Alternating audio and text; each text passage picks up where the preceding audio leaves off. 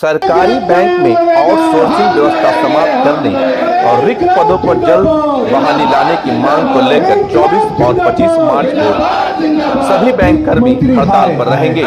सरकारी बैंकों में आउटसोर्सिंग व्यवस्था को समाप्त कर रिक्त पदों पर जल्दी वैकेंसी लाने और पूर्व के वर्षों से संविदा पर आधार पर कार्यरत कर्मियों को स्थायी करने की मांग को लेकर आगामी 24 और 25 मार्च को सरकारी बैंक के कर्मी हड़ताल पर जा रहे हैं। मंगलवार को पटना में डिवीजन रोड चौराहा पर Bihar provincial bank employ association और all India bank employ association के बैनर तले बैंक कर्मियों ने प्रदर्शन किया और आउटसोर्सिंग व्यवस्था सरकारी बैंक से बंद करने की मांग को लेकर जमकर नारेबाजी की और सरकार को चेतावनी दी कि उनकी मांगों को सरकार विचार करे, अन्यथा आगामी 24 और 25 मार्च को सभी बैंक कर्मचारी हड़ताल पर रहेंगे। Deepayan news bureau report Patna. Federal banking we demand. We demand. We demand. Federal banking we demand. We demand. We demand. Adequate recruitment we demand. We demand. We demand. Adequate recruitment we demand. We demand. We demand. Outsourcing we oppose. We oppose. We oppose. Outsourcing we oppose. We oppose. We oppose. Outsourcing we oppose. We oppose. We oppose.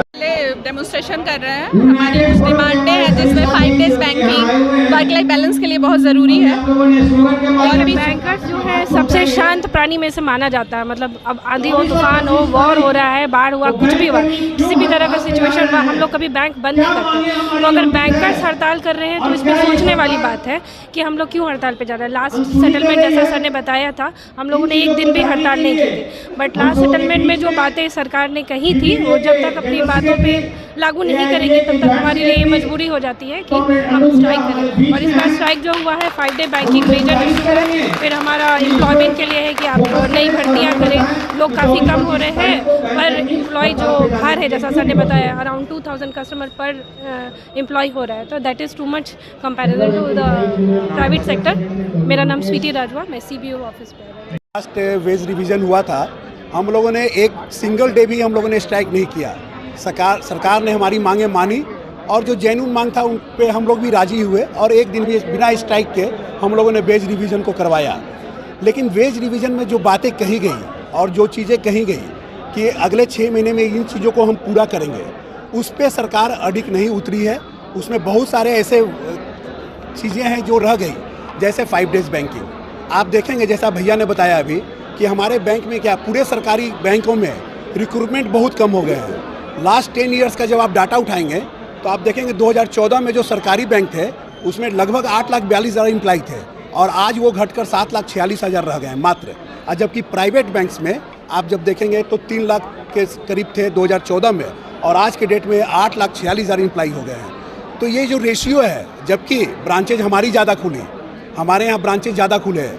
हमारे यहाँ total branches जो है पूरे भारतवर्ष में सारे बैंकों का मिला के करीब 90,000 ब्रांचेज हैं और हमारे पास कर्मचारी बहुत कम है। एक कर्मचारी पर जो है सर आप देखेंगे कि लगभग 2000 हमारे कस्टमर्स का भार एक कर्मचारी पे है, जबकि प्राइवेट बैंक में एक कर्मचारी पे सिर्फ 300 लोगों का भार है। तो ये जो अनजस्टिस है इसको ख़त्म करने के लिए हम लोग का सबसे बड़ा डिमांड है रिक्रूटमेंट बहाली होनी चाहिए।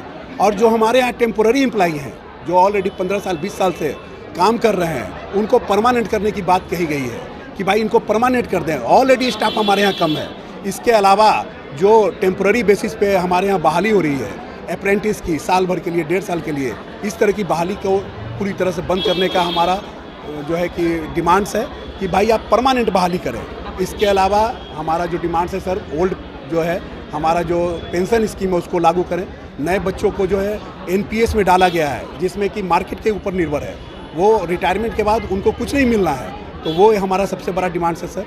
तो ये छोटी छोटी डिमांड्स है जिसको पूरा करना है, जो कि वेज सेटलमेंट में भी उन्होंने बोला था कि इस पर बात करेंगे, इसको पूरा करेंगे, लेकिन अभी तक वो मामले लंबित हैं। उसको पूरा करने के लिए हम लोगों ने बात की, लेकिन वो जब नहीं माने तब हम लोग इस मुद्दे पे पहुँचे कि भाई हम लोग अब स्ट्राइक पे जाएंगे। 24-25 को हम लोग स्ट्राइक पे हैं। ऐसे 18 तारीख को बुलाया है उन लोगों ने। क्या वार्ता होती है उसके आगे की कार्रवाई उसके आगे की जाएगी। सर मेरा नाम संजय कुमार सुधांशु हुआ, मैं यहाँ CBO है कैनरा बैंक ऑफिसर एसोसिएशन में ज्वाइंट जनरल सेक्रेटरी।